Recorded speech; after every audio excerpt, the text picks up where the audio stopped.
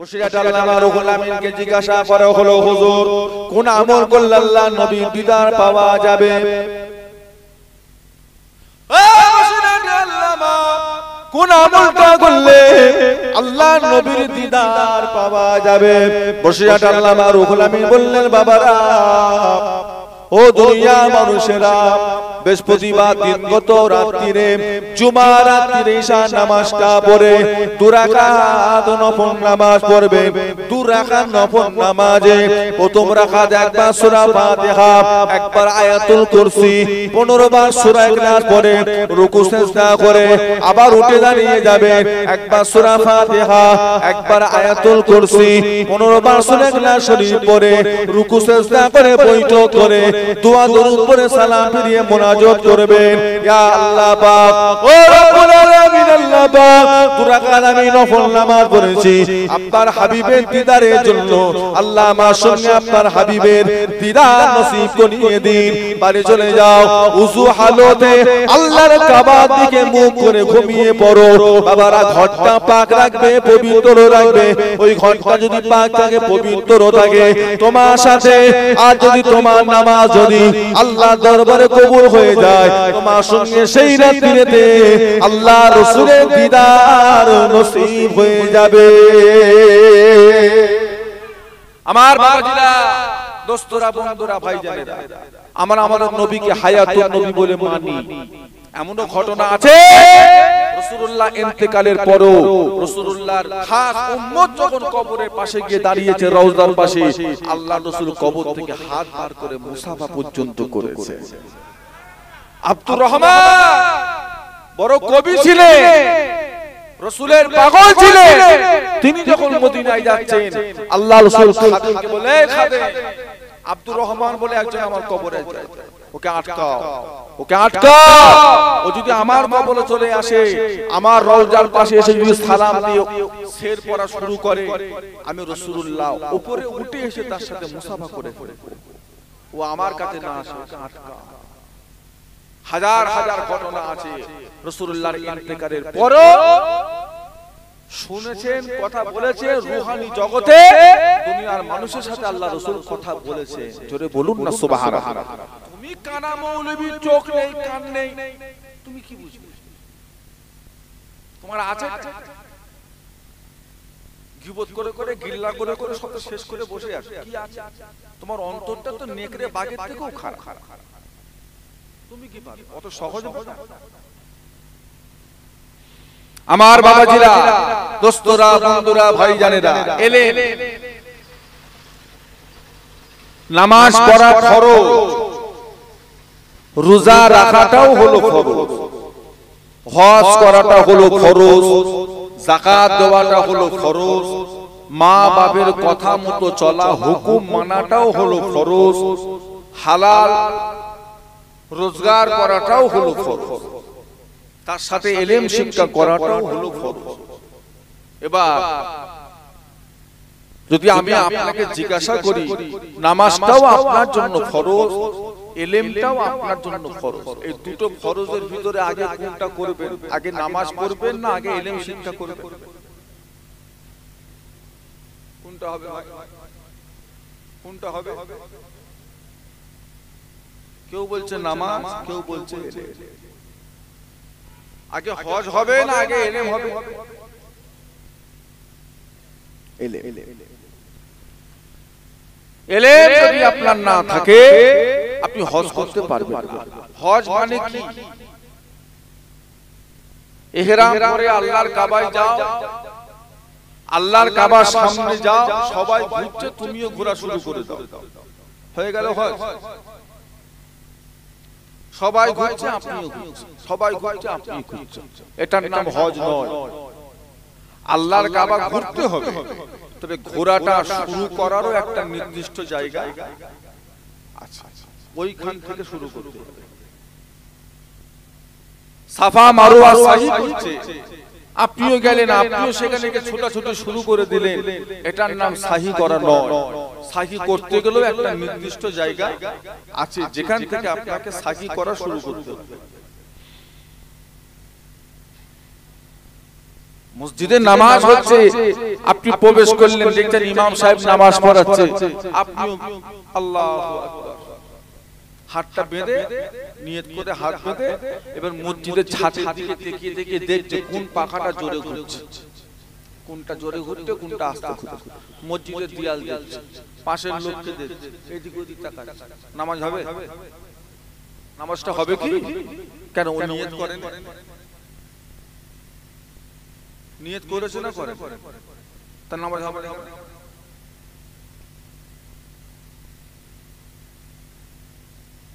কেন হবে না?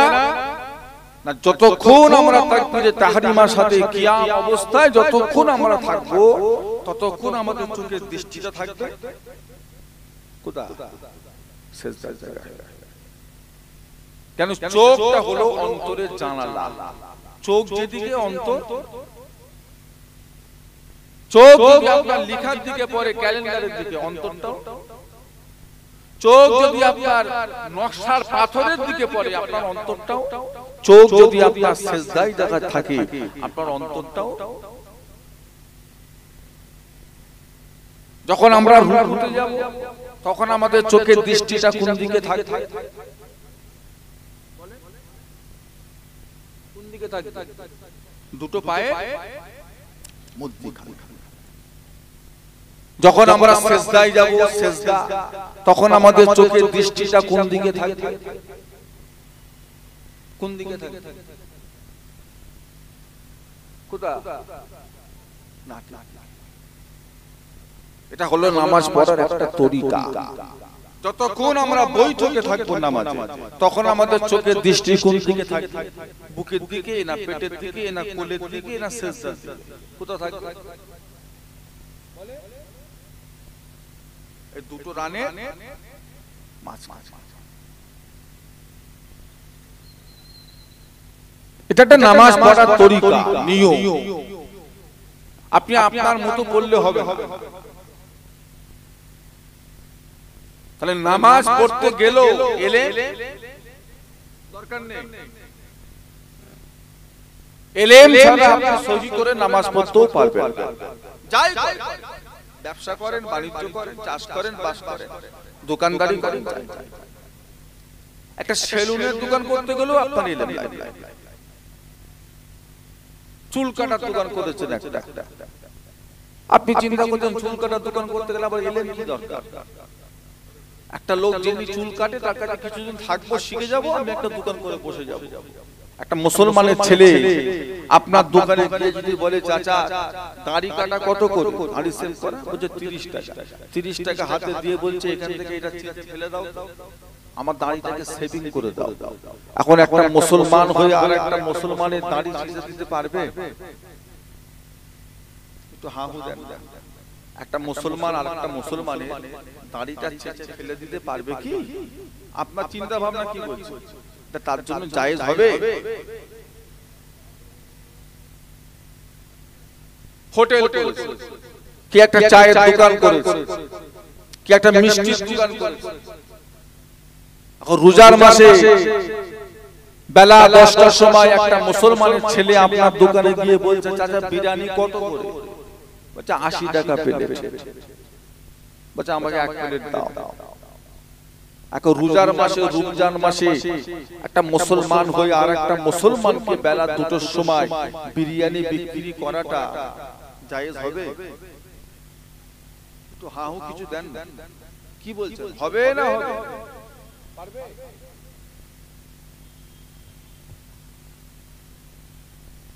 আপনার দোকানে গিয়ে বলছে, চাচা দুটো বিস্কুট দাও, 1 কাপ চা দাও। রোজার মাসে বেলা 10টার সময় মুসলমানকে চা বিস্কুট দিনের বেলা বিক্রি করা যাবে রোজার মাসে? চলবে? তাহলে একটা চায়ের দোকান করতে গেলে এলেমের দরকার আছে না? মুদিখানা দোকান করবে, চাল ডাল গম দিয়ে বসেছে। এখন এই গ্রামে কারোর একজনের বাড়িতে জামাই আসবে, সে নিয়ত করেছে জামাইকে সে দামি চালের বিরিয়ানিতে চাল রান্না করে বিরিয়ানি রান্না করে খাওয়া। এখন কষ্টের কথা হলো বেচারির কাছে কাঁচা পয়সা কিছু নেই। কি করে চাল কিনবে? তার বাড়িতে যে চালটা সে খায় সেই চালটা 50 টাকা কেজি, আর দোকান থেকে যে চালটা কিনবার নিয়ত করেছে সেটা 100 টাকা কেজি। ও কি করেছে? ও ঘর থেকে 2 কেজি চাল ব্যাগে করে দোকানে নিয়ে গেছে। 2 কেজি চাল দোকানে নিয়ে গিয়ে দোকানদারকে বলছে, তোমার ওই চালটা কত করে কেজি ভাই? বলছে এটা 100 টাকা কেজি। 100 টাকা। ব্যাগ থেকে বার করে একটু চাল দিয়ে দেখাচ্ছে এই চালটা কত করে কেজি? বলছে এটা 50 টাকা কেজি। বলছে এক কাজ করো ভাই, এই চাল আমি 2 কেজি নিয়ে এসেছি, এই চালটা লাও আর ওই চালটা আমাকে 1 কেজি দাও। এই যে ব্যবসাটা হলো, এই যে লেনদেনটা হলো, এটা চলবে না চলবে? এটা হালাল না হারাম? এটা জায়েজ না নাজায়েজ? কি মনে হচ্ছে আপনাদের? আমার কথা আপনারা বুঝতে পারছেন তো? 50 টাকা ওয়ালা 2 কেজি চাল দিয়ে 100 টাকা ওয়ালা চাল কত নিয়েছে? 1 কেজি নিয়েছে। এই যে ব্যবসাটা হলো, এটা চলবে না চলবে?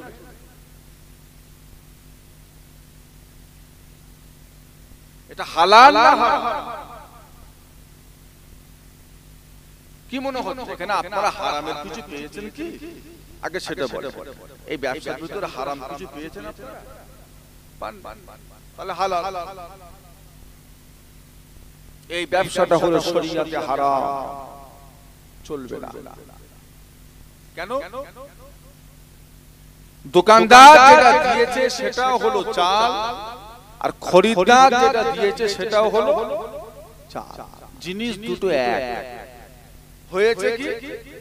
দোকানদার বেশি নিয়েছে, খরিদ্দারকে কম দিয়েছে। 1 কেজি দিয়েছে, 2 কেজি নিয়েছে। ওই যে বাড়তি যে 1 কেজিটা নিয়েছে ওটা হলো রিবা, ওটা হলো সুদ, ওটা হলো হারাম, ওটা চলবে না। আমার কথাটা আপনারা বুঝতে পেরেছেন? তাহলে একটা মুদির দোকান করতে গেলেও শরিয়াতি এলে দরকার নেই।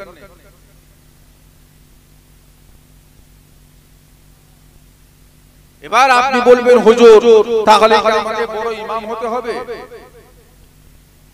আবার কি মাদ্রাসায় ভর্তি হয়ে বড় মুহাদ্দিস হতে হবে? না। যতটুকু ইলম শিক্ষা করলে আপনি শরিয়ত মোতাবেক চলতে পারবেন, অতটুকু ইলম শিক্ষা করাটা আপনার আমার জন্য হলো ফরজ। একটা ছেলে বিয়ে করবে, যখন সে বিবাহ করবার নিয়ত করেছে, বিয়ে শাদী করবে, তখন বিয়ে সংক্রান্ত ইলম, বউকে কিভাবে রাখতে হয়, কোন কথাটা বললে বউ থাকে, কোন কথা বললে বউ হারাম হয়ে যায়, এই ইলমগুলো শিক্ষা করাটা ওই ছেলেটার জন্য ফরজ হয়ে যায়। শুধু তালাক বললেই যে তালাক হয় এই ধারণাটা ভুল। স্বামী স্ত্রী গল্প করতে করতে, দুজন মিলে আনন্দ করতে গল্প করতে করতে, এখন স্বামী যদি বিবিকে বলে ফেলে, জানো তোমার পেটটা দেখতে অনেকটা ঠিক আমার বড় বোনের মতো,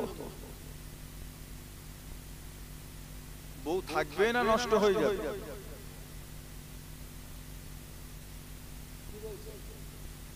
বউটা থাকবে না নষ্ট হয়ে যাবে? স্বামী স্ত্রী গল্প করতে করতে বলছে, জানো তোমার কোমরটা না ঠিক দেখতে অনেকটা আমার মায়ের মতো, বউ থাকবে না নষ্ট হয়ে যাবে?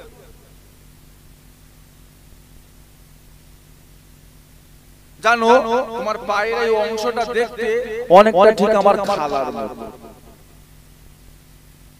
অনেকে বলে তোমার চোখটা আমার বোনের মতো, কি তোমার হাতটা আমার মায়ের মতো, বলা হয় না? হয়।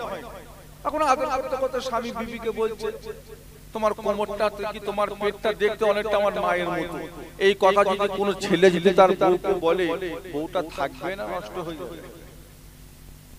তালাক শব্দ মুখে এনেছে?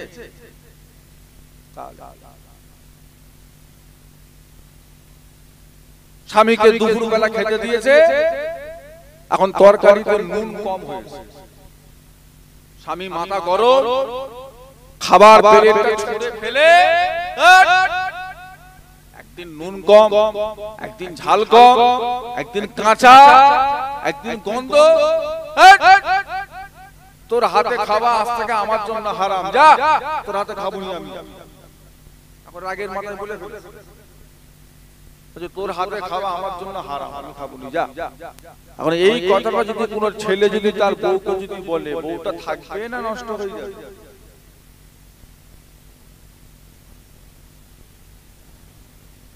রাগের মাথায় বলে ফেলেছে, তুই আমায় দেখে পর্দা কর, তোর মুখ আমি আর দেখতে চাই না। তুই আমায় দেখে পর্দা কর, তোর মুখ আর আমার সামনে আনবি না, যা। আজ থেকে তোর বিছানা আলাদা, আমার বিছানা আলাদা।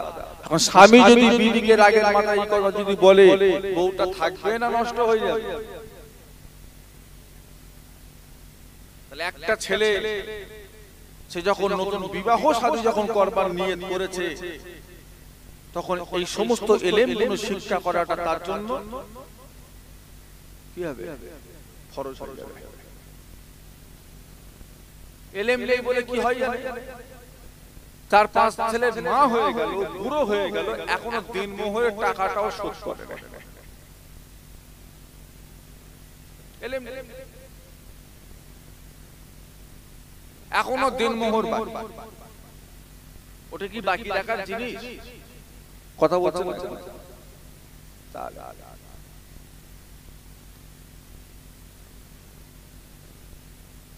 বেশি ইলম লাগবে না, যতটুকু শিখলে আপনি শরিয়ত মোতাবেক চলতে পারবেন।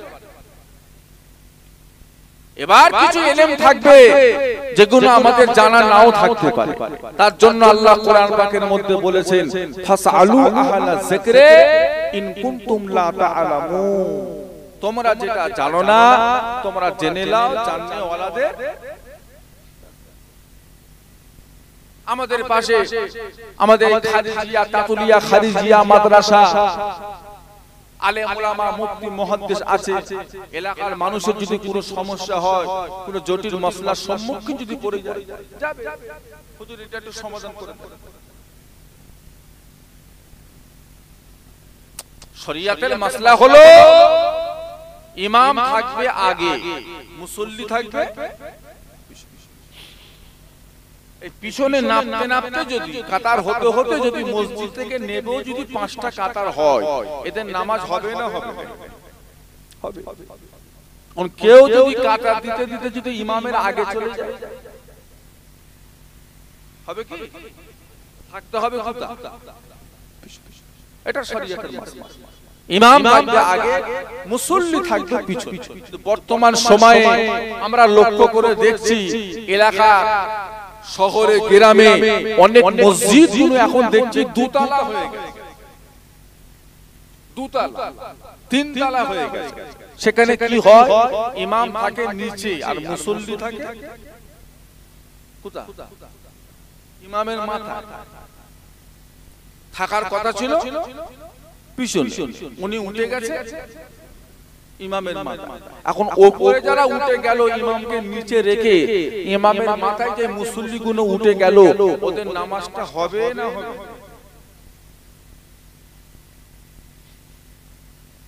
কি বলছেন? আল্লাহ রাসূলের জামানায় দোতলা মসজিদ ছিল? নবীর জামানায় ছিল? সাহাবাদের যুগে দোতলা মসজিদ ছিল? ইমামদের যুগে দোতলা মসজিদ ছিল? বলে বর্তমান যুগে এখন দোতলা ইমামকে নিচে রেখে উপরে নামাজটা হবে না হবে না? এটা মাসলা।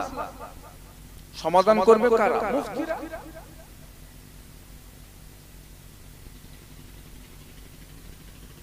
অনেক মানুষের এখন কিডনি নষ্ট হয়ে যায় সুগারের কারণে, ডায়ালিসিস চলে।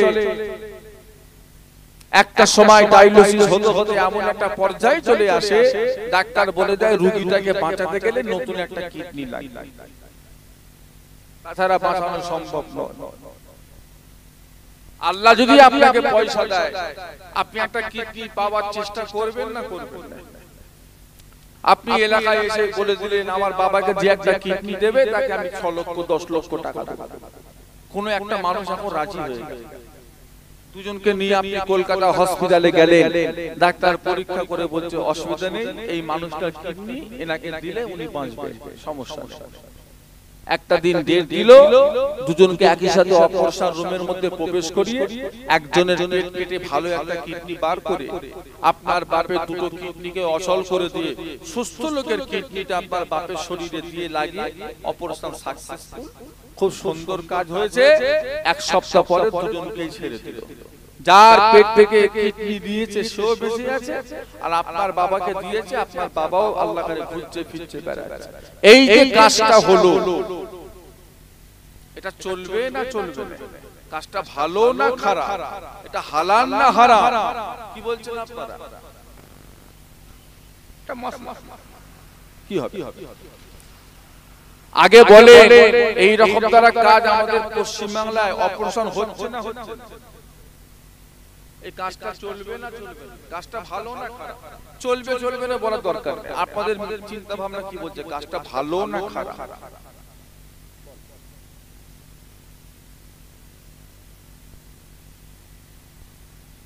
চোখ, মানুষের চোখ লেনদেন হচ্ছে।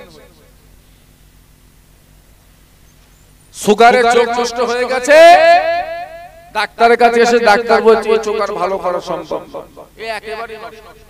ডাক্তার বাবু কিছু করেন, আমার বাবাকে একটু বাঁচাতে হবে, আমার বাবা যে চোখে দেখতে পায় না, পেশাবখানা পায়খানা খাওয়া দাওয়া সব ধরে ধরে করতে হয়, যেখানে সেখানে পড়ে যায়, একটা কিছু করে।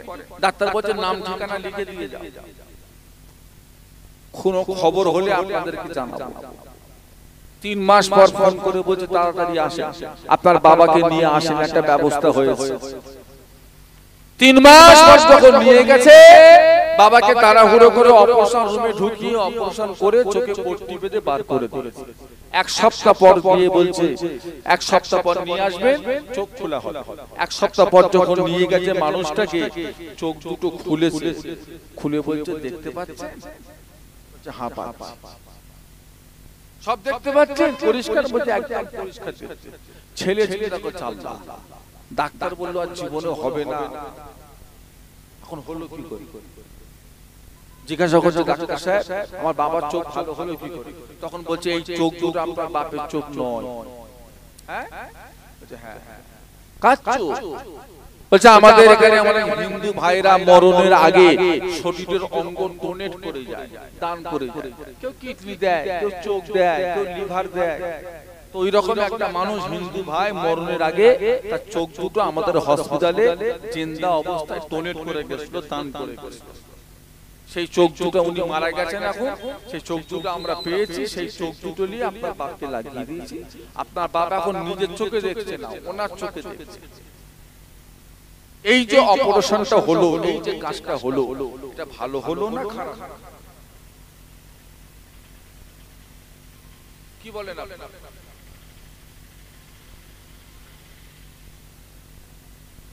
এরকম প্রশ্ন আপনাকে আমি সারা রাত করতে পারবো, একটাও প্রশ্নের জবাব আপনি কোরআন হাদিস থেকে খুঁজে বার করতে পারবেন। যেহেতু এই সমস্ত কাজগুলো রাসূলুল্লাহ জামানায় মেয়ের বিয়ে, ছেলের বিয়ে, মেয়ে পছন্দ, বারাসাত কাজীপাড়ায় মেয়ে দেখা হয়েছে, মাশাআল্লাহ একদম খুব খুশির খবর। বিয়ে কবে?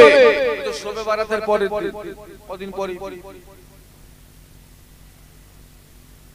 ঘটনাক্রমে একদিন আপনি বারাসাতে বাজার করছেন, সেই পাড়ার একটা ছেলে আপনাকে ডেকে বলছে চাচা শুনলাম নাকি আপনার ছেলের সাথে অমুকের মেয়ের বিয়ে দিচ্ছে। বলছে হ্যাঁ হ্যাঁ বিয়ে দেবেন না। কেন? বলছে ওই মেয়ে সুস্থ মেয়ে নয়। কি সুস্থ মেয়ে নয় বাবা?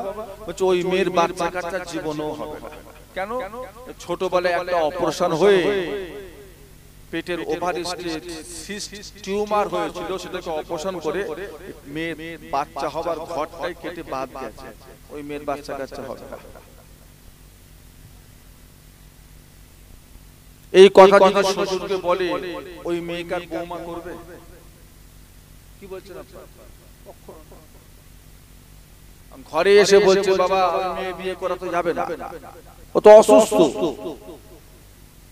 এখন ছেলে বলছে না আমি তো শুনবো না। আমি এতদিন তার সাথে ফোনে গল্প করলাম, আমাদের সম্পর্ক হলো, হ্যাঁ বন্ধুত্ব হলো, ওর বাচ্চা কাচ্চা হোক নাই হোক আমি ওকেই বিয়ে করব। আমার বাচ্চা কাচ্চা দরকার, আমার ওই মেয়েকে দরকার, আমি ওকেই বিয়ে করব। এখন যেই মেয়ের বাচ্চা কাচ্চা জীবনও হবে না জানার পরও তার সাথে বিয়ে করাটা চলবে না চলবে না?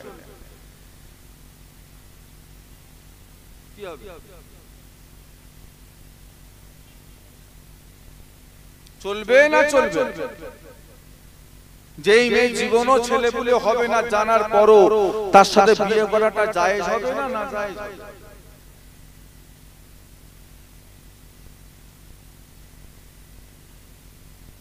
ফাসআলু আহলা যিকরি ইন কুনতুম লা তা'লামুন। সব প্রশ্নের উত্তর আমাদের জানা থাকবে না। কোন কঠিন প্রশ্নের সম্মুখীন যখন আমরা হব তখন আমরা কাদের কাছে যাব?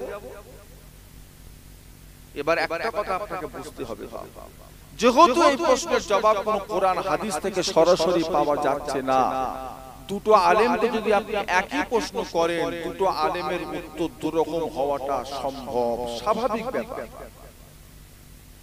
একটু 19-20 18-20 হতে পারে না, কেন দুজন দুজনের চিন্তা ভাবনা দিয়ে এই প্রশ্নটা সমাধান করার চেষ্টা করবে, ইজমা করবে, কিয়াস করবে। কিয়াস এটা কুরআন, এটা ইসলামের বাইরের কোনো জিনিস না, এটা ইসলামের ভিতরের জিনিস। অনেকে মনে করে কোরআন হাদিস শুধু ইসলাম আর ইজমা কিয়াস নাকি ইসলামের বাইরে। বলুন নাউজুবিল্লাহ, ও আহামো ও নাদান। ইজমা কিয়াসটা শরীয়তের ভিতরে, এটা বাইরের কোনো অংশ নয়। এই বোঝ আমাদের ছেলেদের মাথা থেকে ইউটিউবের কিছু কিছু ভিডিও থেকে উঠে গেছে যে ইমামে আজম আবু হানিফা শুধু ইজমা কিয়াসের উপর ভিত্তি করেছে, হাদিস কোরআনকে বাদ দিয়ে। নাউজুবিল্লাহ। তুমি ইমামে আজম আবু হানিফাকে কতটুকু তুমি চেনো? কি পড়েছো ওনার বিষয়ে? কি জেনেছো ওনার বিষয়ে? আল্লাহ রাসূল যখন মুআয ইবনে জাবাল রাদিয়াল্লাহু তাআলা আনহুকে সাথে করে নিয়ে ইয়ামামে সফরে পাঠাচ্ছেন, আল্লাহ রাসূল মুআয ইবনে জাবালের কাঁধে হাত দিয়ে রাসূলুল্লাহ টুকটুক করে হাঁটছেন, দুজন মিলে কথা বলছেন। কি কথা? আল্লাহ রাসূল বললেন, মুআয তুমি যাচ্ছ ইয়ামানে চলে যাচ্ছ, হয়তো আমার সঙ্গে দুনিয়ায় আর মোলাকাত হবে না, এই হয়তো আমার সঙ্গে তোমার শেষ দেখা। মুআয সেখানে গিয়ে যখন কোনো সমস্যার সম্মুখীন যখন হবে তখন তুমি কিভাবে তার সমাধান করবে? মুআয বলছে, ইয়া রাসূলুল্লাহ হাবিবাল্লাহ, আল্লাহর কোরআন থেকে সমাধান, আল্লাহর কোরআনের আয়াত দিয়ে সমাধান করব। আল্লাহ রাসূল বললেন, মুআয এমন যদি কোনো সমস্যায় পড়ো যার সমাধান তুমি কোরআনে পাচ্ছ না, তখন তুমি কি করবে? মুআয বলছে, ইয়া রাসূলুল্লাহ হাবিবাল্লাহ, আপনার বাণী হাদিস থেকে সমাধান, যা আপনার কাছে বসে বসে যতটুকু যা শিখেছি জেনেছি সেই দিয়ে সমাধান। আল্লাহ রাসূল বললেন, মুআয এমন একটা সমস্যায় পড়েছো যেই সমাধানটা আমি রাসূলুল্লাহর মুখ থেকে তুমি এখনো শোনো নাই, তখন তুমি কি করবে? যেটা হাদিসেও নেই কোরআনে নেই। মুআয বললেন, ইয়া রাসূলুল্লাহ হাবিবাল্লাহ, হাদিস কোরআনকে সামনে রেখে নিজের বিবেক বুদ্ধি দিয়ে চিন্তা ভাবনা করে একটা সঠিক সমাধান করার চেষ্টা করব। রাসূলুল্লাহ বললেন, আল্লাহ তুমি আমার মুআযকে কবুল করে নাও। জোরে বলবেন না? তাহলে ইজমা কিয়াসটা এটা ইসলামের বাইরে না ইসলামের ভিতরে? কথা বলছেন না? এটা ইসলামের বাইরে জিনিস, এটা ইসলামের ভিতরে জিনিস।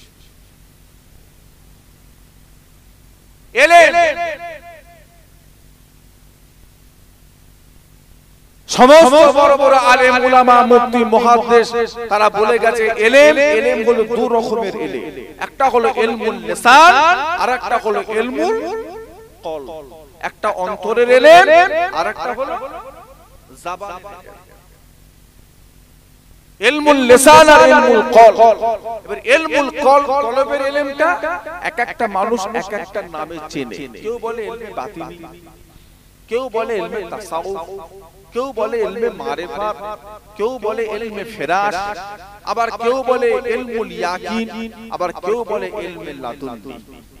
যে ইলমটা আল্লাহ সরাসরি কোনো মাধ্যম ছাড়া বান্দার অন্তরে আল্লাহ দিয়ে থাকে। জোরে বলবেন না? একে বলা হয় ইলমে লাদুন্নি। আরেকটা হলো ইলমুল লিসান, জবানের ইলম, অর্থাৎ কোরআন হাদিস ইজমা কিয়াসের ইলম। এবার জবানের ইলমের ভিতরে চার রকমের ইলম আছে, যে ইলমটা শুধু মাদ্রাসার ছাত্র আর মসজিদের ইমামের নয়, সমস্ত মুমিন মুসলমানের শিক্ষা করাটা হলো ফরজ। তার ভিতরে এক নাম্বার হলো ইলমে আকায়েদ, বিশ্বাসগত ইলম।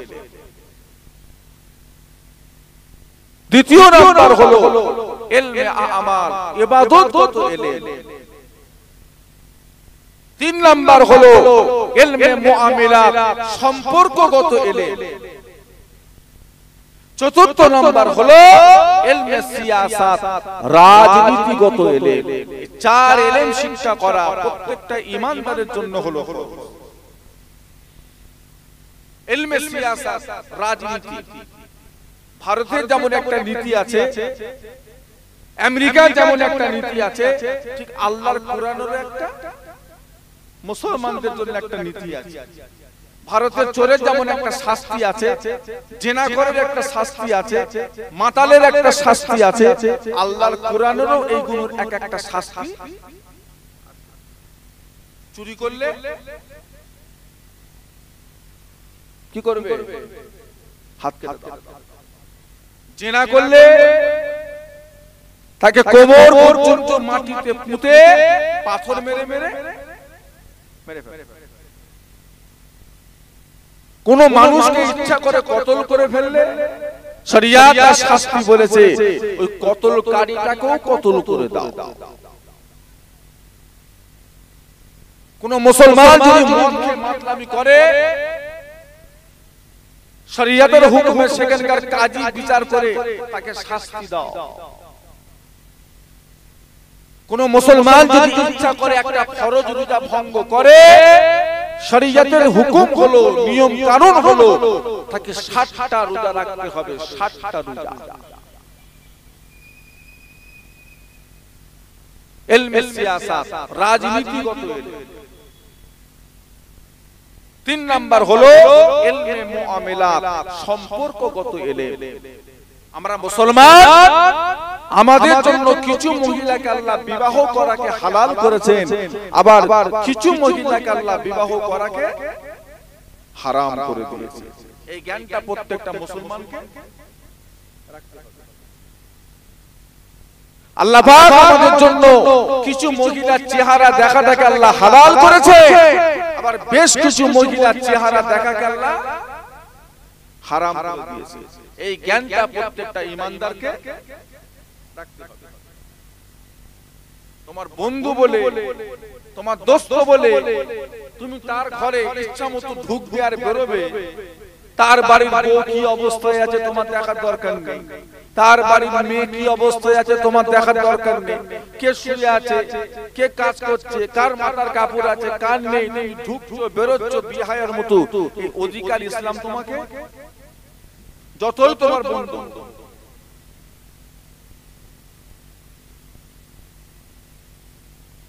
মা বাপ যদি ছেলেকে ইলম না শিখায় যে এদের সাথে বিয়ে করা তোর জন্য জায়েজ আর এদের সাথে বিয়ে করা তোর জন্য হারাম, এই জ্ঞান যদি না দেয় বড় ভুল করবে।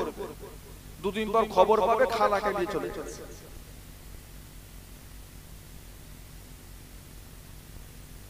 মামা হয়ে ভাগ্নিকে নিয়ে পালাচ্ছে।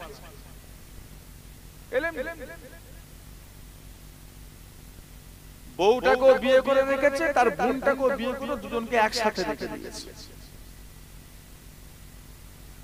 অলরেডি মেয়েটার এক জায়গায় বিয়ে শাদী হয়ে সংসার চলছে, তাকে আবার লোভ দেখিয়ে ঘর থেকে বার করে তাকে আবার বিয়ে করে বসে আছে।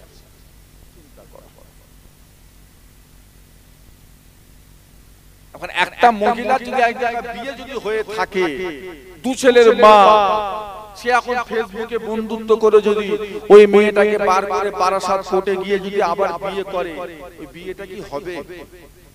তো হাহু কিছু দেন না, বিয়েটা হবে কি? সেটা এক জায়গায় বউ, সে যতক্ষণ না তালাক দিচ্ছে, তালাক তো দেয়, নিয়ে গিয়ে বিয়ে জোর করে বিয়েটা হবে। তারা রয়েছে একসাথে রয়েছে, বছর দেড়েক যাবার পর তাদের একটা বাচ্চাও হয়েছে। এই সমস্ত বাচ্চাগুলো এগুলো যেগুলো হচ্ছে বা হবে, এগুলো হালাল জাদা হবে না হারাম জাদা হবে? কথা বলছেন না? এরা বড় হয়ে যদি হুজুর হয়, আলেম হয়, এদের পিছনে নামাজ পড়া যাবে?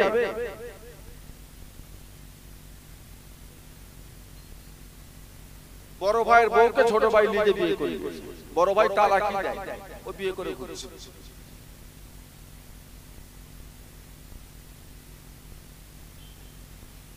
তালাকও যদি দেয়, মনে করে তার স্বামী তালাক দিয়েও দিয়ে, তারপরও কি বিয়ে করতে পারবে?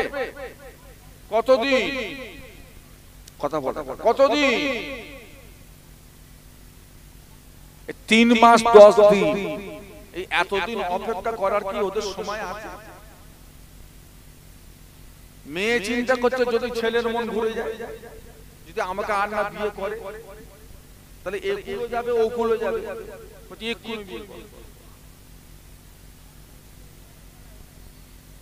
ইলমে মুআমালাত, সম্পর্কগত ইলম শিক্ষা করাটা হলো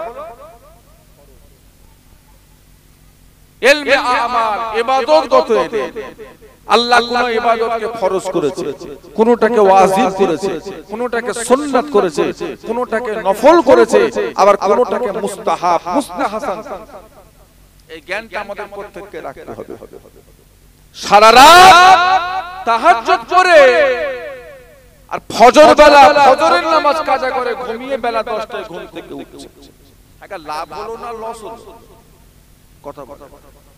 সারা রাত তাহাজ্জুদ পড়েছে আর ফজর কাজা করে বেলা 10টায় উঠছে, লাভ লাভ? সারা রাত ফজর পড়লো, এই সারা রাত তাহাজ্জুদ পড়লো, কত নামাজ পড়লো? ফজরে তো মাত্র 4 রাকাত, আর সারা রাত যে পড়েছে 20 রাকাত, লস না লাভ? তাহলে গ্রামে একজন মাইয়াত হয়ে গেছে, জোহর বাদ জানাজা, উনি তাড়াহুড়ো করে গোসল টোসল করে, হ্যাঁ, মাথার চুল ভিজে টুপি পরে ছুটছে জানাজা পড়তে। এই এই এই, জোহরের ফরজ পড়েছিস? জোহরের নামাজ বলছেন না, জোহরের নাম ফরজ নামাজ ছেড়ে দিয়ে জানাজা পড়তে যাচ্ছে, লাভ না লস? জানাজা ওর না গেলে সমস্যা হবে? ওর বাপ গেছে, ওর চাচা গেছে, ওর ছোট ভাই গেছে, ওর পাশের বাড়ির লোক গেছে, তুমি না গেলেও তোমার সমস্যা নেই। জোহরের ফরজ নামাজটা তোমার গোটা গোষ্ঠী পড়লো, তুমি না পড়লে সমস্যা আছে, তোমাকে পড়তেই হবে। উনি জোহর ছেড়ে দিয়ে জানাজায় চলছে, লাভ?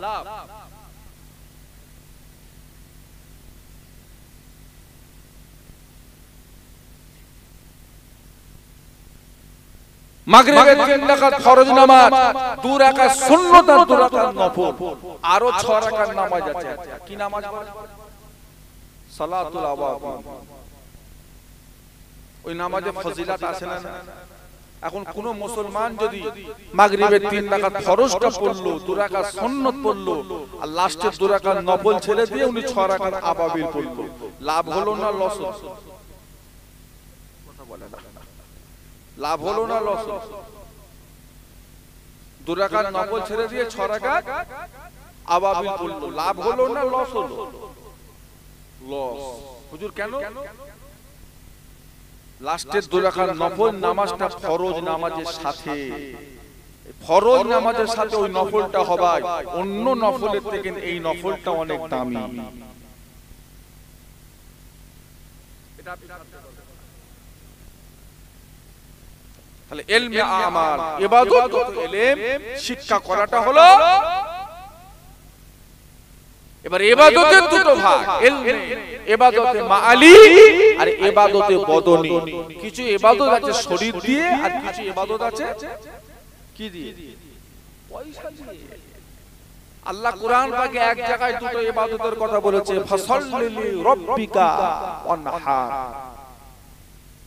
তোমরা রবের নামে নামাজ পড়ো, ওয়ানহার কি করো? নামাজ পড়াটা হলো ইবাদতে বদনি আর কুরবানি করাটা হলো ইবাদতে পয়সার ইবাদত। রোজা রাখাটা হলো ইবাদতে বদনি আর যাকাত দেওয়াটা হলো ইবাদতে মালি। ওই ইবাদতটা পয়সা ছাড়া হয় না। আর এক নাম্বার হলো ইলমে আকায়েদ, বিশ্বাস। আমরা মুসলমান, আমরা কয়টা জিনিস বিশ্বাস করে মুসলমান হয়েছি? পাঁচটা, ছটা, সাতটা, দশটা, কটা? আমানতু বিল্লাহি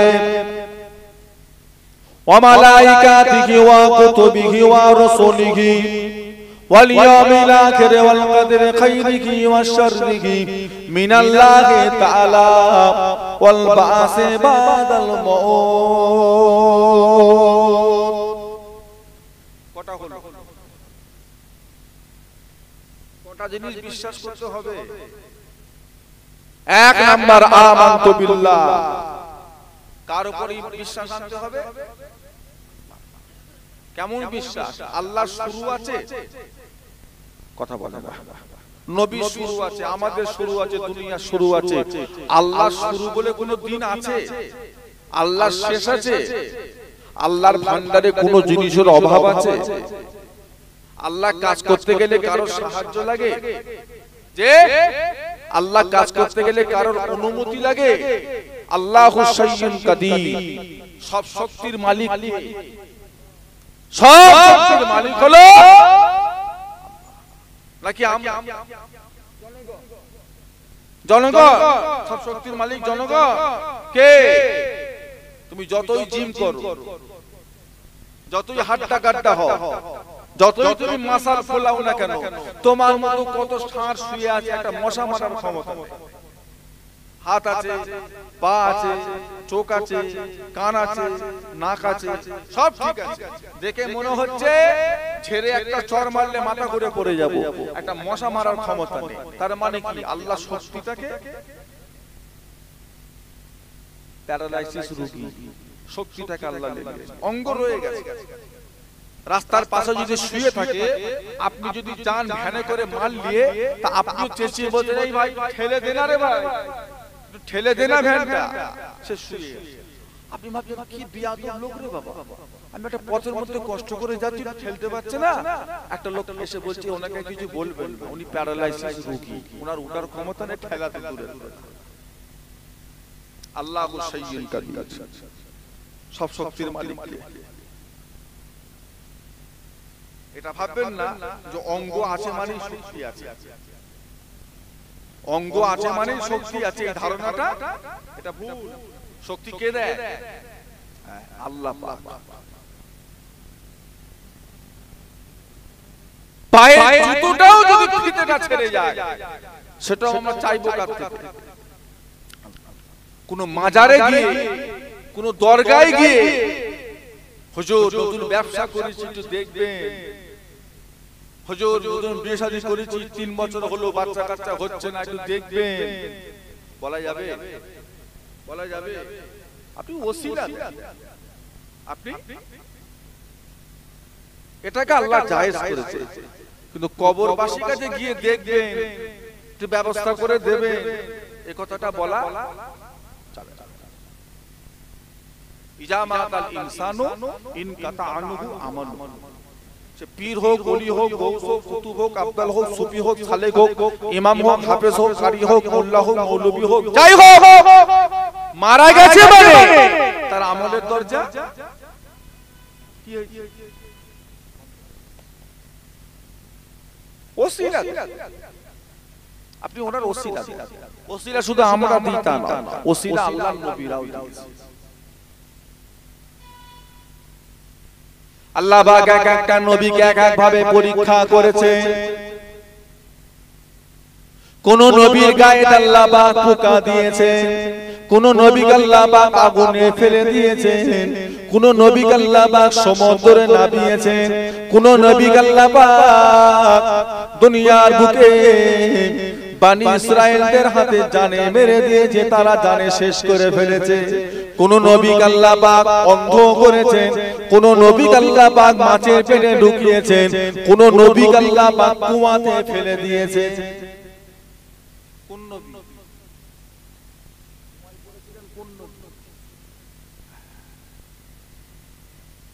কোন নবীকে আল্লাহ অন্ধ করেছে? যাতে ইয়াকুব আলাইহিস সালাম আল্লাহ পাক হযরত নবী ইয়াকুবকে আল্লাহ পাক 12টা সন্তানের বাপ করেছিলেন। ও ভাইজানেরা,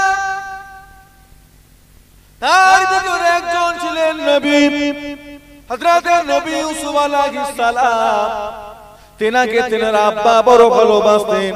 ওই 10টা ভাই সহ্য হলো না, তারা বাপের কাছ থেকে হযরত নবী ইউসুফকে জোর করে ছিনিয়ে নিয়ে গিয়ে জঙ্গলে নিয়ে গিয়ে কুয়াতে ফেলে দিলেন।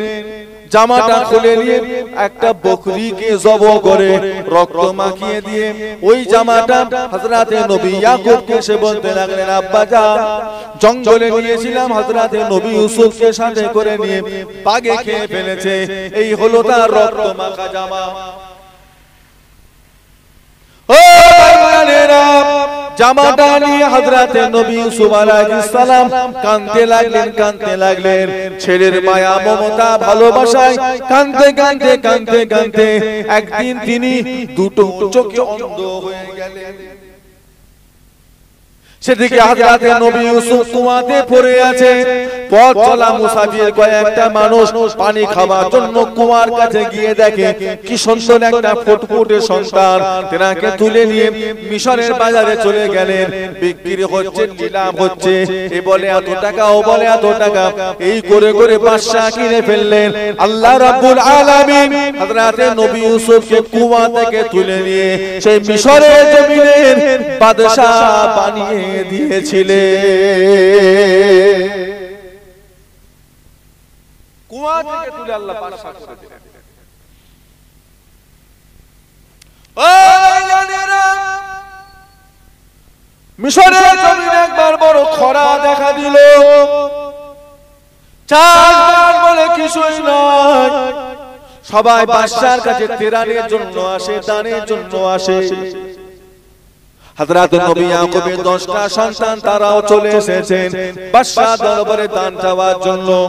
তারা এসে পরিচয় দিলেন, আমরা হলাম নবীর সন্তান, আমরা হলাম হযরত নবী ইয়াকুবের সন্তান, আমাদেরকে কিছু দান করুন। যখনই বলেছে আমরা হলাম নবীর সন্তান, বাদশা হযরত নবী ইউসুফ বুঝতে পেরে গেলেন ইনারা হলেন আমার সেই 10 ভাই। এরাই আমাকে কুয়ায় ফেলে দিয়েছে, জানে মারা। 10 ভাইকে পেয়ে বড় খুশি। হযরত নবী ইউসুফ আলাইহিস সালাম তাদের থাকা খাওয়ার ব্যবস্থা করলেন। পরের দিন সকালে বলে এই 10টা উট পুরো মাল বুঝাই করে দাও, যত ধরে সব। সকালবেলা 10 ভাই উঠে যখন বাড়ির রাস্তা রওনা নেবে, হযরত নবী ইউসুফ জিজ্ঞাসা করলেন, ও আল্লাহর নবীর সন্তান, আপনাদের আব্বা এখন কেমন আছে? সেই 10 ভাই মিলে বলতে লাগলো, কি বলবো বাদশা, আমার একটা ভাই ছিল যাকে বাঘে খেয়ে ফেলেছে, সেই কষ্টে আমার আব্বা হযরত নবী ইয়াকুব কাঁদতে কাঁদতে অন্ধ হয়ে গেছে। যখন শুনলেন অন্ধ হয়েছে, হযরত নবী ইউসুফ একটা জামা দিলেন। জামাটা হাতে করে দিয়ে বলে, যাও এটা নিয়ে যাও, তোমার আব্বা চোখে বুলিয়ে নেবে, জামাটা নিয়ে যাও। 10টা ভাই দেশে ফিরলেন, বাড়ি ফিরলেন, বাপের কাছে বসে সমস্ত ঘটনার কথা সব খুলে বললেন। সমস্ত ঘটনা বলে, আব্বা জান, আসার সময় বাদশা একটা হাতে জামা দিয়েছেন, আপনার চোখে বুলানোর জন্য তিনি বলেছেন, যদি আপনি হুকুম দেন চোখে বুলাবো, তাছাড়া বুলাবো না। হযরত নবী ইয়াকুব হুকুম দিলেন, জামাটা নিয়ে যখন হযরতে নবী ইয়াকুব আলাইহিস সালামের চোখেতে বুলিয়ে দেওয়া হলো, আল্লাহর হুকুমে হযরতে নবী ইয়াকুব আলাইহিস সালামের চোখের জ্যোতি আল্লাহ ফিরিয়ে দিলে। কে ভালো করলো? কথা বল, কে ভালো করলো? জামা জামা জামা না কে? এতদিন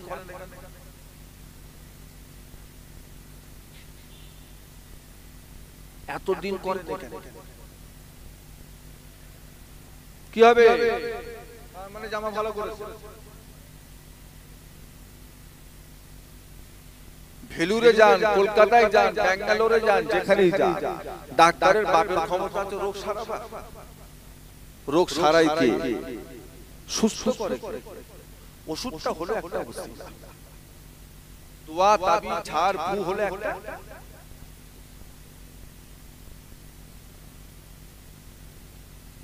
অনুনাজ্জিলু মিনাল কুরআনা মা হুয়া শিফা। আল্লাহ বলছে আমি কোরআনকে নাযিল করেছি তোমাদের সুস্থতার জন্য। জোরে বলবেন না? একটু মহব্বতে বলা গেল না?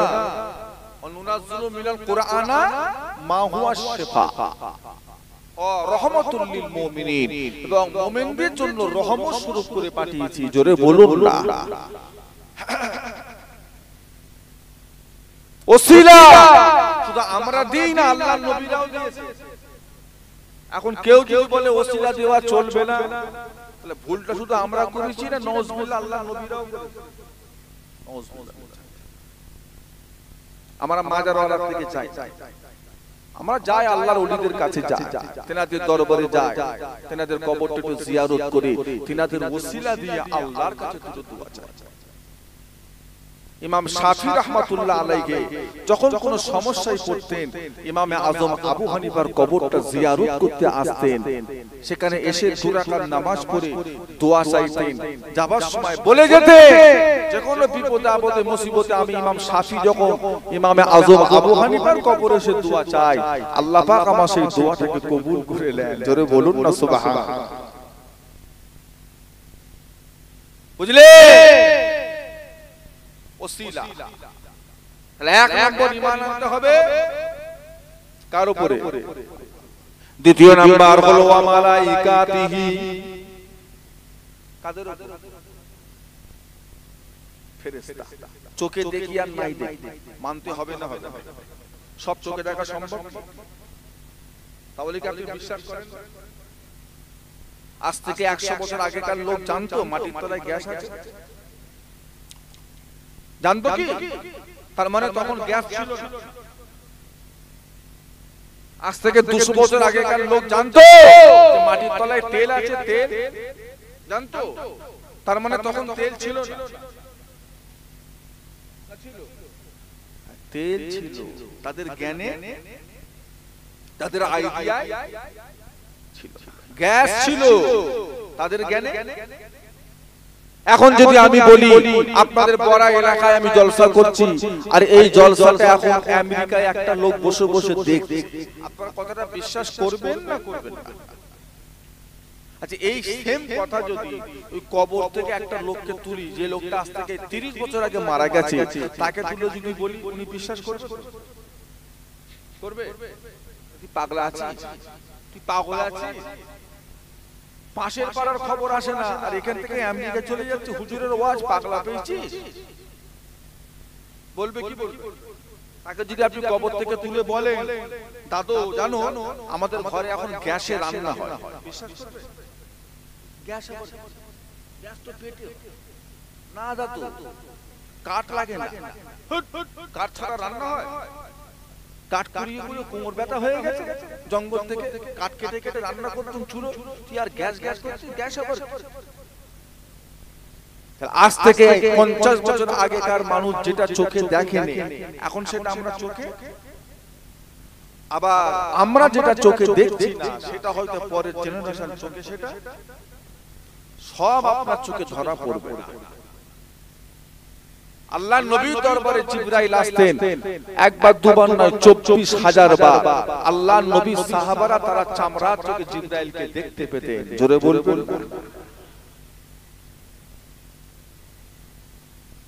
3 নাম্বার হলো ওয়া কুতুবিহি। কিসের উপরে? কোন কিতাব? তাওরাত, ইনজিল, জবুর ও ফুরকান। ও ভাইজানেরা, আল্লাহ রাব্বুল আলামিন তাওরাতকে হযরতে নবী মুসার উপর নাযিল করেছিলেন। জবুর হযরতে নবী দাউদ আলাইহিস সালামের উপর আল্লাহ নাযিল করেছিলেন। ইনজিল শরীফ হযরতে নবী ঈসা নবীর উপর আল্লাহ নাযিল করেছিলেন। এই তিনটে হলো কিতাবুল্লাহ। কুরআনটা কিতাবুল্লাহ নয়, এই তিনটে কিতাব হলো কিতাবুল্লাহ। এগুলো হলো আল্লাহ পাকের কিতাব। কুরআনটা কিতাবুল্লাহ নয়, কুরআনটা হলো কালামুল্লাহ। ওটা হলো আল্লাহ পাকের কথা। কার কথা? অকাল আল্লাহু তাআলা। জব্বুর কথা নয়, জব্বুর কিতাব। ইনজিল আল্লাহর কথা নয়, ওটা আল্লাহর কিতাব। দুনিয়া সৃষ্টি করেছে, পাহাড় সৃষ্টি করেছে, জঙ্গল সৃষ্টি করেছে, কিতাবটা আল্লাহ সৃষ্টি করেছে, হুকুম করেছে। কোরআনটা কিতাব নয়, কোরআন হলো কালামুল্লাহ। কার কথা? কার কথা? আমার আল্লাহ ধ্বংস হবে না। আল্লাহর কিতাব কোরআন শরীফ ধ্বংস হবে না, সারা জীবন রয়ে যাবে। তাওরাত ধ্বংস হয়ে গেছে, ইনজিল ধ্বংস করে ফেলেছে, জব্বুর তারা ধ্বংস করে ফেলেছে, শেষ করে ফেলেছে। 1450 বছর পার হয়ে গেল, কোরআনের একটা অক্ষরকে নষ্ট করতে পারেনি। হাজার চেষ্টা করো, কিয়ামত পর্যন্ত তারা পারবেও না। জোরে বলবেন না? এটা আল্লাহর কিতাব, আল্লাহর কথা। যেখানে যে ছিল আজও সেখানে 50 বছরের কিতাব পরিবর্তন হয়েছে। প্রথম ছাপায় একরকম, দ্বিতীয় ছাপায় আরেক।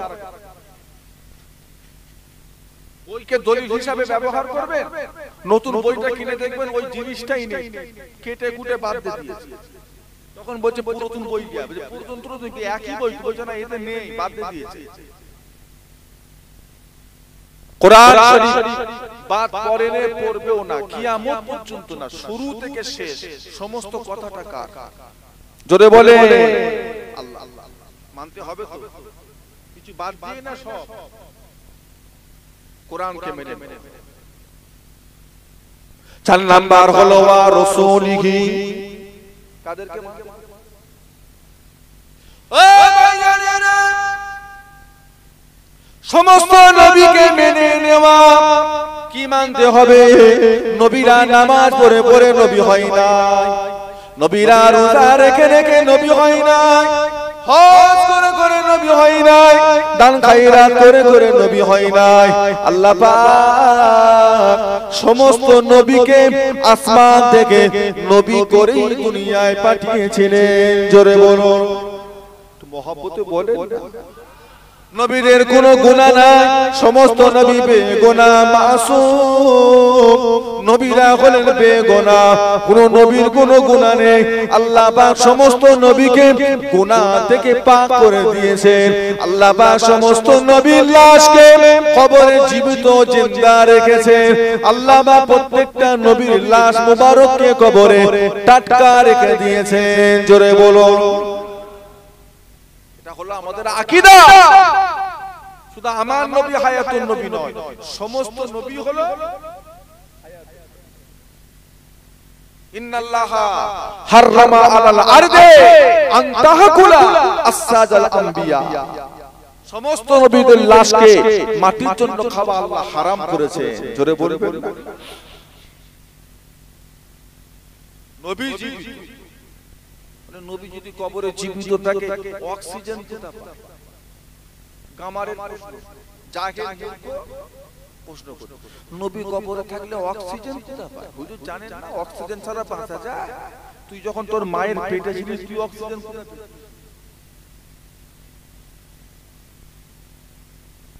বলে উনি আমাকে বিজ্ঞান বুঝাচ্ছেন। বিজ্ঞান দিয়ে যদি ইসলাম বোঝা যেত, কোরআন নাযিলের দরকার ছিল? তো হাহু দেন, বিজ্ঞান দিয়ে যদি ধর্ম বোঝা যেত, তাহলে আল্লাহর আর কোরআন পড়ানোর প্রয়োজন ছিল কি? কিসের যুক্তি খাড়া করছো? আল্লাহ রাব্বুল আলামিন হযরতে নবী ইউনূস আলাইহিস সালামকে মাছের পেটে ঢুকিয়েছিলেন। কদিন ছিল?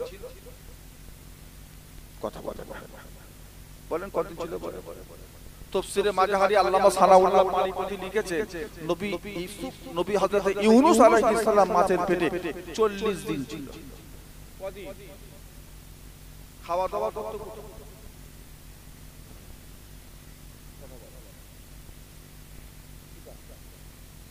পিশাব পায়খানা কোথায় করতে? তাও কথা বলে। ঘুমোতো কোথা? একটা লোক 40 দিন জেগে থাকতে পারে? ঘুমোতো কোথা? বলেন সব ছেড়ে দে। নবী ইউনূস আলাইহিস সালাম মাছের পেটে 40 দিন, অক্সিজেনটা কোথা পেল?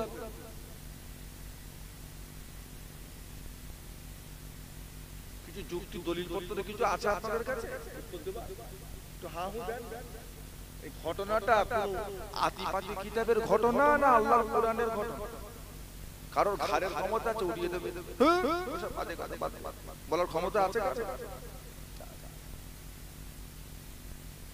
বলে কি যুক্তি আছে? আমার নবী কবরে জীবিত, তাতে তোমার সন্দেহ হচ্ছে। ঠিক আছে, সন্দেহ করো। নবী যে ইউনূস আলাইহিস সালাম মাছের পেটে, অক্সিজেন কি তোমার দাদু দিয়ে আসতো? কোথা পেল? বুঝা আল্লাহ দিয়েছে। ও নবী ইউনূসকে যদি আল্লাহ দিতে পারে, আমার নবীকে আল্লাহ দিয়েছে। যদি প্রয়োজন হয় তবে শোনো, আমার নবী সশরীরে মেরাজে গেছিলেন নাকি স্বপ্নে গেছিলেন? সশরীরে গেছিলেন। বিজ্ঞান এখান থেকে চাঁদে যায়, অক্সিজেন ডিব্বা পিছনে বেঁধে নিয়ে যায়। আর আমার রাসূলুল্লাহ চাঁদ পর্যন্ত গেছিলেন না চাঁদের একটু উপরে গেছিলেন? চাঁদ পর্যন্ত গেছিলেন। কোথা? চাঁদের একটু উপর। কোথা? সাত আসমান ভেদ করে আরশে আজিম, আরশে আজিম থেকে সিদরাতুল মুনতাহা। অক্সিজেন পিছনে বেঁধে নিয়ে গেছিলেন। কথা বলবেন তাহলে অক্সিজেন কোথা পেল? চাঁদে যাচ্ছে, বিজ্ঞান বলছে অক্সিজেন নেই, সাথে করে নিয়ে যাচ্ছে দুনিয়া থেকে। আর আমার নবী যে কোথা চলে গেল, অক্সিজেন কোথা পেল? সব জায়গায় যুক্তি খাড়া করতে যাবে। তুমি ভেবেছো মাদ্রাসায় পড়া ছেলে কি জানে? সারা জীবন কোরআন হাদিস পড়ে আছে, দুটো এমন যুক্তি দেবো কাঁচ হয়ে ছুটে পালাবে। ওরে পাগল, এমন যুক্তি দেবো ন্যাংটা হয়ে ছুটবে, ন্যাংটা হয়ে ছুটবে। তবে আমি যুক্তিতে বিশ্বাসী না। দুনিয়া পৃথিবীটা বড় না সূর্য বড়? কোনটা বড়? সবার এক নয়। সূর্য বড়? কত বড়? 13 লক্ষ গুণ বড়। পৃথিবী থেকে সূর্য 13 লক্ষ গুণ। কলকাতা থেকে যখন কোন প্লেন যখন কলকাতা থেকে বাংলাদেশে যায়, সৌদিতে যায়, উড়ে উড়ে যায়, তখন প্লেনটা পৃথিবীর ভেতর দিয়ে যায় না পৃথিবীর বাইরে দিয়ে যায়? নাকি বাইরে? কত উপর দিয়ে যায়? Minimum 33,000 foot. তার মানে 15.5 কিলোমিটার। আরো উপরে যায়, হাইয়েস্ট 40,000 ফুট। ওর উপরে উঠে দুনিয়ার সাথে প্লেন আর কোনো সম্পর্ক থাকবে না। উপর দিয়ে যায় 17 কিলোমিটার কি 18 কিলোমিটার উপর দিয়ে যায়। এই যে প্লেনটা কলকাতা থেকে দিল্লি গেল কি বাংলাদেশ গেল, এটা পৃথিবী। আমরা মরে যাব, আমাদের একটা কবর হয়ে যাবে কিয়ামতের ময়দানে। আল্লাহ পাক একটা কবর থেকে 70টা করে লাশ তুলবে। আমরা উঠে দাঁড়াবো কোথায়? এই জমিনে না অন্য কোন জমিনে? আল্লাহ পাক সূর্যটাকে নাবিয়ে আনবে। জীবনও শোনেন কোথা আনবে আল্লাহ কত করে কটা মুখ হবে আপনারা বলছেন এক হাত আমি ধরছি 1 কিলোমিটার এক হাত নয় 3 হাত নয় 1 কিলোমিটার মুখ হবে এখন কটা পৃথিবী থেকে সূর্য যদি 13 লক্ষ গুণ যদি বড় হয় কিয়ামতের দিনে ওই সূর্যটা এই পৃথিবীর ভিতরে কি করে ঢুকবে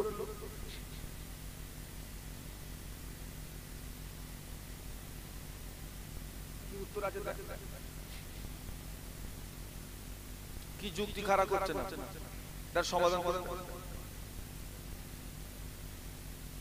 ও মনে করেছে এরা ডাল ভাতকে মানুষ হয়েছে কি আর শিখেছে খবরদার লেগুলিদের সাথে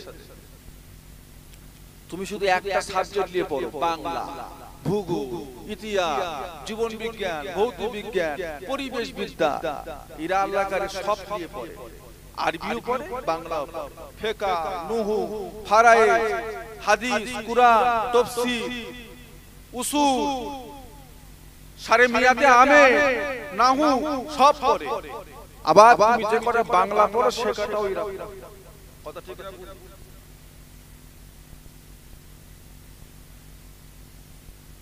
আর যুক্তি নেবে আর আগে যাব সবার ঈমান সমান সবার ঈমানের নূর ঈমানের জ্যোতি ঈমানের মজবুত এটা একটা আম মজলিস খাস মজলিস হলে কথা বলা যায়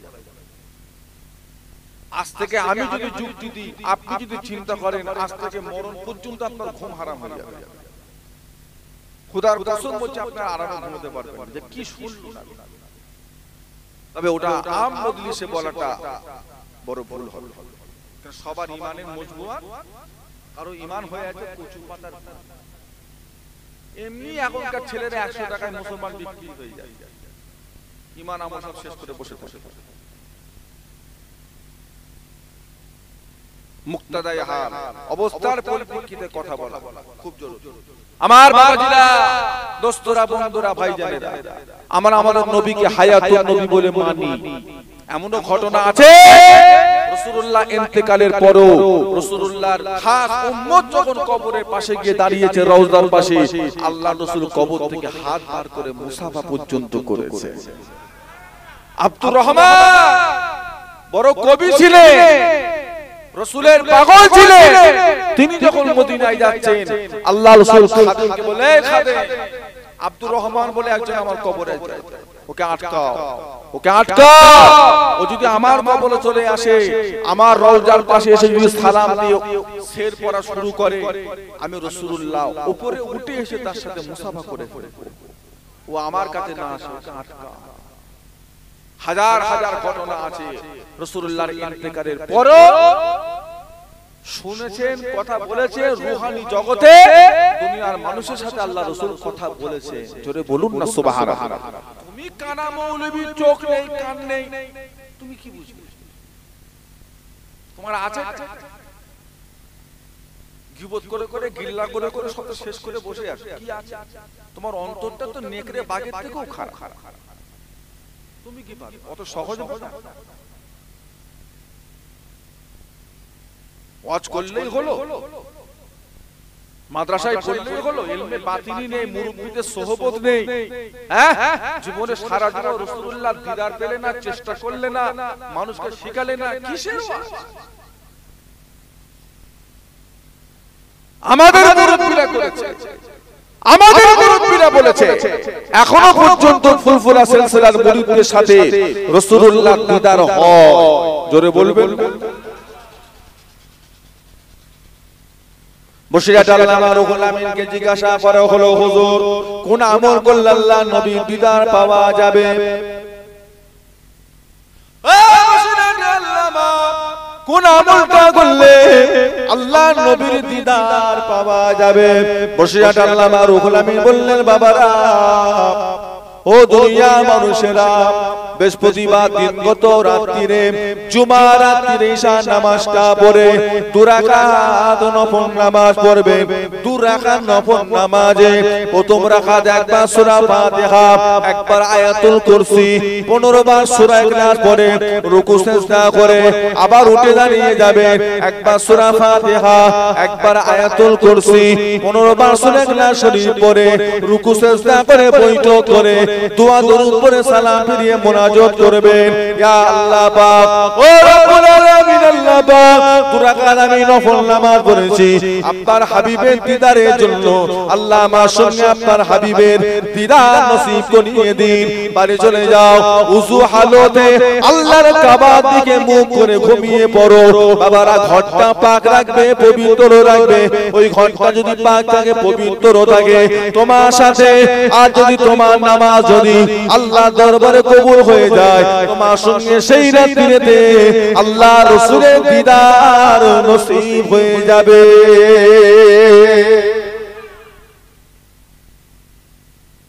আমাদের মুরব্বিরা আমল দিয়েছে, তোমাদের কি আছে? লোকের পিছনে কাটি দেওয়া, গীবত করা, গিল্লা করা, তোদেরকে আল্লাহ দুনিয়ায় ওই জন্যই পেয়েছে। তোরা খালি শুধু ওয়াজ সুন্দর ওয়াজ করলে হবে না। বিশাল বড় বড় হাদিস, হাদাসানা, আরে বাবা, মাথা খারাপ পড়ছে কি রে বাবা, খালি হাদাসানা হচ্ছে কি রে বাবা, কি হইছে? আমল নেই, আখলাক নেই, মুরব্বিদের সোহবত নেই, কোনো দাম নেই। শুধু হাতে তরোয়াল পেলেই হবে? চালানো শিখতে হবে। চালানো না শিখলে নিজের আঘাত নিজের দিকে ফিরে আসে, নিজের অস্ত্র আঘাত নিজেই খায়। দেখবেন মাটি করে, এখন হয়তো নেই, দুদিকে হুল মতো থাকে, মধ্যখানে কাঠ ঢোকানো মাটি। আগে যখন টেলিফোনের লাইন, এখন তো সব বক করে বেরিয়ে গেছে, একবার মারছে 4 জনের কাজ 8 ঘন্টায় করে করেছে। ওইলে মাটি এমন দ্বারা পিছন দিকে তুলেছে, ওই হুলতে নিজের শুধু অস্ত্রে ধরলে হয় না, চালাতে শিখতে হবে। এলেম আলহামদুলিল্লাহ, এবার একটা আল্লাহওয়ালা সোহবত লাও। এর খুব গরম, এলেমে বিশাল বিশাল একটা গরম এলেমে। আমার বাবাজিরা, দোস্তরা, বন্ধুরা, ভাইরা, যুক্তি সব জায়গায় দেখাতে যাবে না। ইসলাম যুক্তির উপরে। আল্লাহু নূরু সামাওয়াতি ওয়াল আরদ। আল্লাহ পাক কিসের তৈরি? আল্লাহ কিসের তৈরি? আল্লাহ কিসের?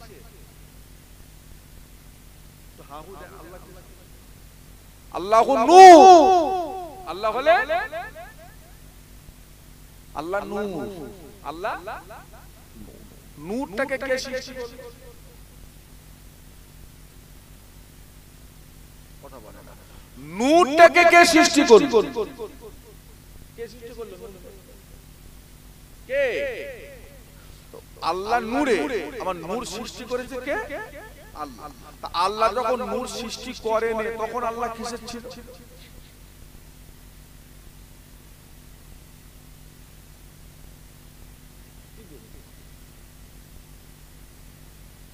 কিছু বলে, কিসের ছিল? আগে নূর আল্লাহ সৃষ্টি করেছে, তারপরে আল্লাহ নূরে। আর কথা বলা আমার বাবাজিরা, দোস্তরা, বন্ধুরা, ভাইজানেরা, যুক্তির উপরে ইসলাম নয়। ইসলাম দাঁড়িয়ে আছে আল্লাহ আল্লাহ রাসূলের হুকুম আদেশের উপরে।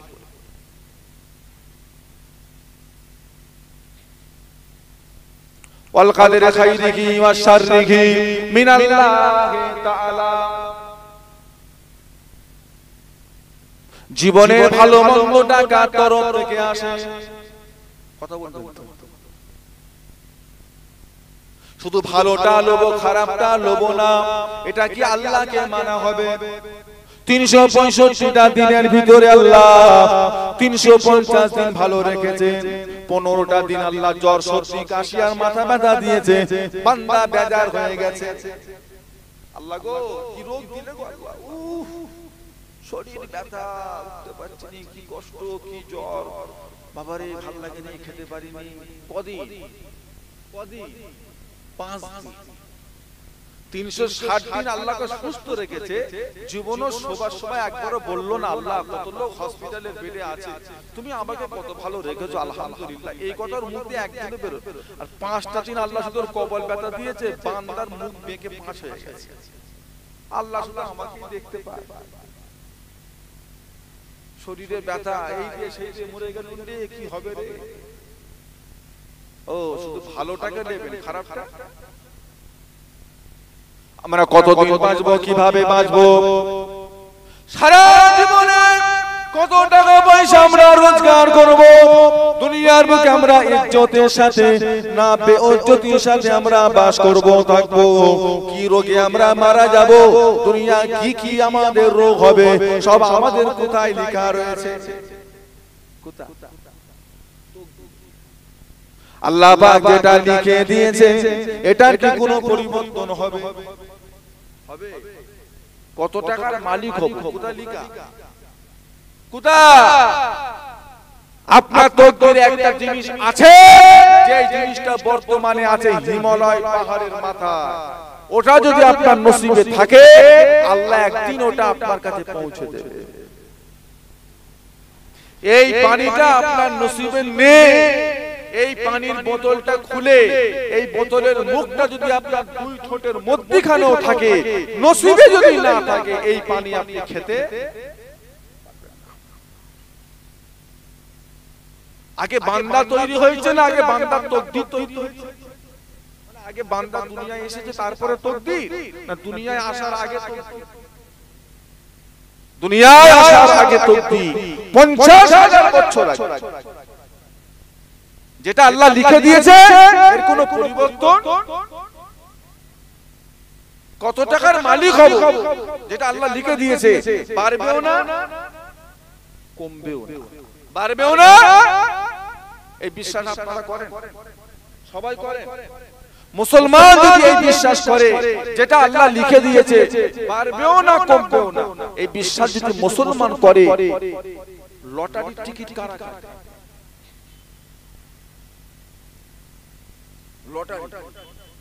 লটারি নেই মনে হয়, এদিকে নেই মনে হয় লটারি। কারা কাটে? শুধু জয়দেব পাড়ায় লটারি চলছে না জয়নালদের পাড়াতেও চলছে? দোকান বেড়েছে না কারা কাটে? ভেড়া মার্কা মুসলমান বিহায়া আল্লাহর প্রতি ভরসা। তুমি কি মনে করো যেটা নসিবে আছে সেটা তো পাবো, আর লটারি টিকিট কাটলে এক্সট্রা কিছু পাবো? তোমার কি এই ঈমান? তোমার কি এই ঈমান? নাকি তোমার নসিবে যেটা আছে সেটা অন্য আল্লাহ দেবে আর লটারিটা অন্য আল্লাহ দেবে? কি ঈমানটা তোমার কি?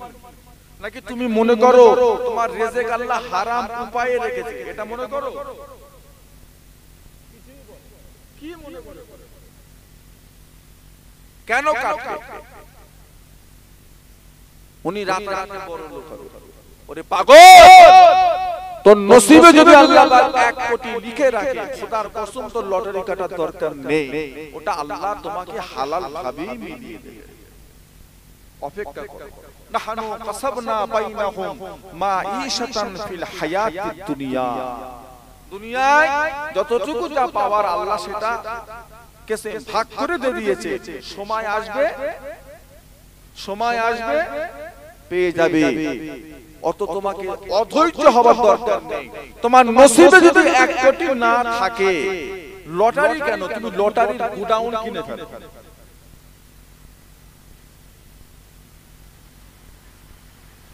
বুঝলে? আজকে লটারি কোম্পানিগুলোকে বড় লোক করে ফেললো কিছু মুসলমান। নামাজও পড়ছে, লটারি। হ্যাঁ, নামাজও পড়ছে, সুদের ব্যবসাও। তোমার বাপ তোমাকে সুদ খাইয়ে মানুষ করেছে? তোমরা 5 ভাই 2 বোন, এই 7 জনকে তোমার বাপ কি সুদ খাইয়ে মানুষ করেছে? তা তো করে, মাঠে খেটে মাথার ঘাম পায়ে ফেলে কি কষ্ট করে মেহনত করে। আহা, কাদির কলা বাগানের কাঁদিতে কলা হয়েছে, সেই কলা ঘাড়ে করে হাজারে বাজারে বিক্রি করে কিছু টাকা পেয়ে, কেউ আনাজ সবজি ব্যবসা করে যতটুকু খাইয়েছে, হয়তো ডাল ভাত দিয়েছে, হালাল দিয়েছে। আর তোমার বাপ আজকে মুরব্বি হয়ে তোমার ভাগে পড়েছে বলে ওই ছেলে এখন সুদ খাওয়াচ্ছে, হারাম খাওয়াচ্ছে, ছোট ছোট বাচ্চাগুলোকে হারাম খাওয়াচ্ছে, কালিয়া কুত্তা খাওয়া থেকে হারাম খাওয়াচ্ছে। আর ওনার বাপ সারাদিন তসবিলে বসে আছে, মনে করেছে সব ইবাদত কবুল হয়ে যাবে, ছেলে খাওয়াচ্ছে হারাম। বাপের কত আশা, মরলে জান্নাত যাব, আর সেই বাপকে বুড়ো বয়সে ছেলে ভাগে পেয়েছে বলে হারাম খাওয়াচ্ছে। তোমার বাপ তো অত চাই না, মোটা সরে দুধ আর মোটা মোটা ঘি, তোমার বাপ তো চাই না, সামান্য ডাল, এতটুকু সাদা ভাত, আলহামদুলিল্লাহ, অতটুকুর জন্য বাপকে হারাম খাওয়াচ্ছ? কি মনে করে যে সুদের ব্যবসা করে আর লটারি কেটে বেশি টাকার মালিক হবে? খোদার কসম পারবে না। আমার দাদু ছোট হুজুর কেবলা বলতেন, বাবা হালালে বরকত, হারামে হরকত, হালালে বরকত, হারামে হরকত। হালাল দিন দিন বাড়বে, হারাম দিন দিন কমে যাবে। শাসককে আজকে তার দলিল আমি দিয়ে যাচ্ছি, এর থেকে বড় দলিল আমার কাছে আর নেই। 100 বছরে কটা বাচ্চা দেয়? 100 বছরে কটা বাচ্চা দেয়? আচ্ছা দরকার নেই, ছেড়ে ছেড়ে। কুকুর বছরে কটা বাচ্চা দেয়? এটাও জানো? কোন শহরে থাকে না? হ্যাঁ, কুকুর বছরে কটা বাচ্চা দেয়? 6টা ধরে মিনিমাম। গরু বছরে কটা বাচ্চা দেয়? 3টে। একটা বছরে একটা। আশপাশে কোনো কুকুরের কসাইখানা আছে যেখানে কুকুর জবাই হয়, লোকজন খায়? আছে? খবর পেয়েছেন কিছু? আশপাশে গরুর কসাইখানা আছে, পিলখানা আছে? একটা দুটো? কত লাগবে? খাসির কসাইখানা আছে আশপাশে? আছে? গরুটা না হলে সবাই খায় না, খাসি তো সবাই খায়। হিন্দু বলেন, খ্রিস্টান বলেন, মুসলিম বলেন, সবাই খায় না? কটা বাচ্চা দেয়? কটা বাচ্চা দেয়? দুটো মিনিমাম। কারো একটা হয়, কারো দুটো হয়, কারো তিনটা হয়, মিনিমাম দুটো করে। প্রত্যেকটা হোটেলে খাসির বিরিয়ানি হচ্ছে না? হচ্ছে। সব লেখা আছে no beef, no beef, no beef, mutton chicken, mutton chicken. তার মানে খাসিয়া মুরগি, বিফ গরু, সব। একটা হোটেলে 10টা 15টা করে খাসি লাগে, এত খাসি বিক্রি হচ্ছে, কিন্তু বাচ্চা বছরে কটা? দুটো। আর কুকুরের বাচ্চা বছরে 6টা। কেউ খায় না, কেউ খায়, কেউ খায় না। তারপরও দিন দিন বরকতটা কিসে? কুকুরের বাচ্চাতে না খাসির বাচ্চাতে? কথা বলছেন? কুকুরের যে হারে বাচ্চা হয় সে হারে যদি বরকত হতো বা থাকতো, যে কটা ছেলে লোক আমরা বসে আছি প্রত্যেককে একটা করে খেটো লাঠি দিয়ে ঘুরতো। দুনিয়ায় চলাফেরা বড় অসম্ভব। এত বাচ্চা হতো, গ্রাম থেকে ওরা যদি মনে করতো আজকে কাউকে বেরোতে দেবনি, আমাদের পক্ষে বেরোনো সম্ভব ছিল। কিন্তু না, 100 বছরে 10টা বাচ্চা দেয়। 100 বছরে 10টা করে বাচ্চা দেয়। কই চোখে পড়ে? হাগু দেন, চোখে পড়ে, কিন্তু হাসি চোখে। বরকত কিসে? বরকত কিসে? এর থেকে বড় দলিল আর কিছু দিতে পারবো? আমার কাছে আছে। এবার দেখেন আপনারা কি করবেন। খাসি হলো হালাল, অল্প হলো বরকত, শোর হলো হারাম, কুকুর হলো হারাম, বাচ্চা বেশি হলেও দিন দিন তুমি যেটা ভাবছো সেটা ভুল। তুমি ভাবছো আমি সুদের ব্যবসা করে বিশাল কিছু করে